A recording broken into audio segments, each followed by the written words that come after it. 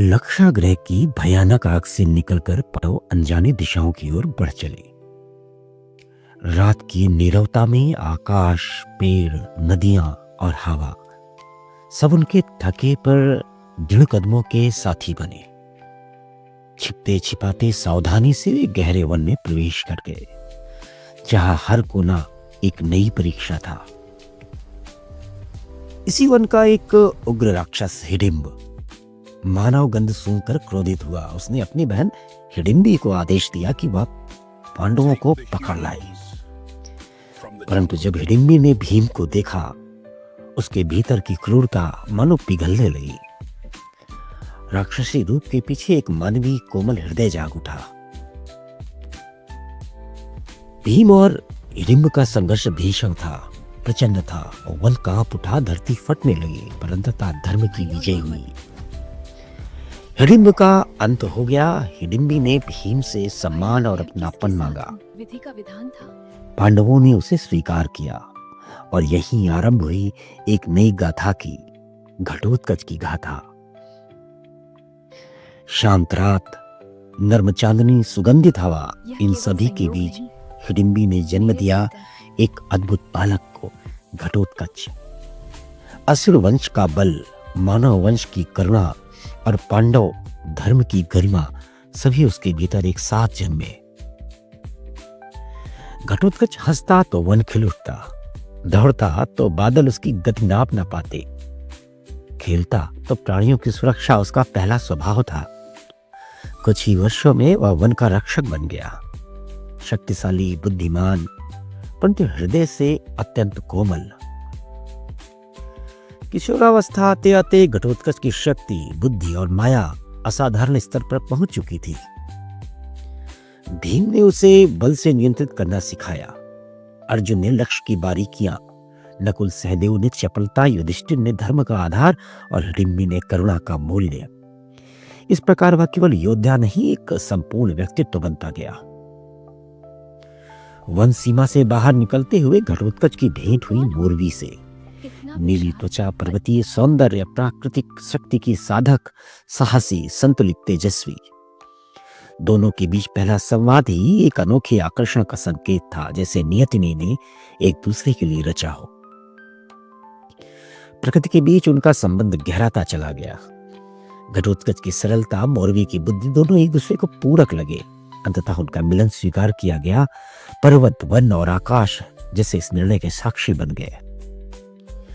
मोरवी के भीतर एक नई ऊर्जा का जन्म होने लगा।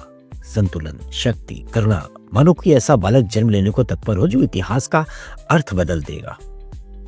और फिर एक शांत प्रभात, ओस से दी धरती पर मोरवी ने जन्म दिया बालक बर्बरीक को। नेत्र गहरे, हृदय निर्मल, वाणी कोमल और मन केवल सत्य की ओर झुका हुआ। यह वही बर्बरीक था जो आगे चलकर खाटू श्याम कहलाया। बर्बरीक बचपन से ही असाधारण संवेदनशील था। वह किसी जीव के कष्ट में देख तुरंत सहायता करता और लक्ष्य, संतुलन तथा गति जैसे जन्मजात उसके साथी थे। एक बच्चे में ऐसी सहज समता अत्यंत दुर्लभ थी। जैसे जैसे वह बढ़ा, उसने एक निष्कर्ष निकाला, मैं हर युद्ध में कमजोर पक्ष का साथ दूंगा। यह सिद्धांत इतिहास में किसी भी योद्धा को अद्वितीय बना देता है, और बर्बरीक अब इसी मार्ग पर चल पड़ा था। बर्बरीक ने अपने सिद्धांत को सिद्ध करने हेतु कठोर पर्वतीय साधना की। धैर्य, नियंत्रण, आंतरिक शक्ति, ये सब उसके साथी बने।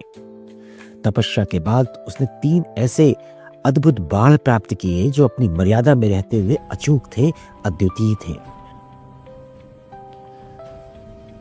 बर्बरीक ने यह साधना महादेव शिव की थी, और शिव की भक्ति ने उसे दिए थे वो अमोघ 3 बाण। जब महाभारत का महान युद्ध प्रारंभ होने वाला था, बर्बरीक भी युद्ध भूमि की ओर बढ़ा। उसके 3 बाण संपूर्ण न्याय और सत्य के प्रतीक थे। वह दृढ़ था कि वह सदैव कमजोर पक्ष का साथ देगा। लेकिन श्री कृष्ण जानते थे। उन्होंने अर्जुन से कहा, हे अर्जुन, अगर बर्बरीक कौरवों की तरफ से युद्ध में खड़ा हुआ तो हम इस युद्ध को कभी जीत नहीं सकते, और मुझे भय है कि वह तुम्हें मार भी देगा। इसलिए मुझे उससे मिलना पड़ेगा। मैं जाऊंगा उसके पास। युद्ध भूमि के पास एक वृद्ध ब्राह्मण के वेश में श्री कृष्ण ने उसका मार्ग रोक लिया। कृष्ण ने बर्बरीक से पूछा, यदि तू युद्ध करेगा तो परिणाम क्या होगा? बर्बरीक ने उत्तर दिया, जहां भी मैं देखूंगा कमजोरी बढ़ेगी, मैं उसके पक्ष में खड़ा हो जाऊंगा। कृष्ण समझ गए, ऐसा योद्धा युद्ध को एक ही तीर में समाप्त कर सकता है। कृष्ण ने उससे दान मांगा, मुझे अपना सिर दे दो। और धर्म के लिए, सत्य के लिए बर्बरीक सहर्ष तैयार हो गया। वह सहर्ष तैयार हो गया। वह मुस्कुराया और अपना सिर अर्पित कर दिया। उसका सिर पूरे युद्ध का साक्षी बना, ऊपर से देखता हुआ, निष्पक्ष, शांत और सत्यप्रिय। युद्ध के उपरांत कृष्ण ने वरदान दिया, कलयुग में तुम्हें मेरे नाम से पूजा जाएगा। तुम्हें स्मरण करने मात्र से भक्तों के कष्ट दूर होंगे। और इस प्रकार बर्बरीक व महान योद्धा व करुणाशील हृदय व सत्य का समर्थक खाटू श्याम बन गया। सहज, सरल, परम दयालु और भक्त वत्सलता। यह है बर्बरीक की कथा, शक्ति की नहीं सत्य की, साहस की नहीं करुणा की, और एक ऐसे हृदय की जो स्वयं मिटकर भी दुनिया को प्रकाश दे गया। खाटू श्याम की यह गाथा युगों से चली आ रही है और सदैव अमर भी रहेगी। तो दोस्तों, ये थी खाटू श्याम की वह कथा जिसे मैंने पहले भी आपसे कहा था कि आपके बीच में लेकर आऊंगा।